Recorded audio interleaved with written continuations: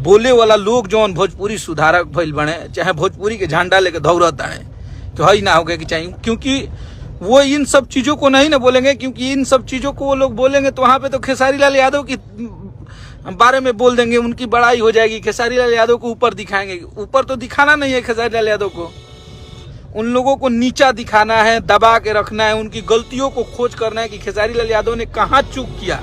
क्या उनके लोगों ने चूक किया, उनके टीम मेंबर ने क्या किया, उस सब चीजों को दिखाना है इन लोगों को।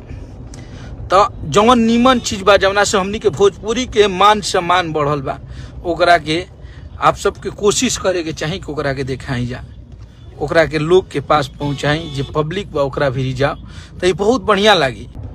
तो लोग विरोध करस, लोग खेसारी लाल यादव के नीचा गिरावस, वो एक अलग का चीज है। लेकिन यहाँ पे भोजपुरी का अगर मान सम्मान कोई बढ़ाया तो आपका सुपरस्टार खेसारी लाल यादव बढ़ाया है। और इसलिए हम ये बात बोल रहे हैं, ये नहीं कि हम उनके लिए राइटर हैं, उनके भाई हैं, चाहे उनके हम प्रिय हैं, चाहे उनके साथ रहते हैं।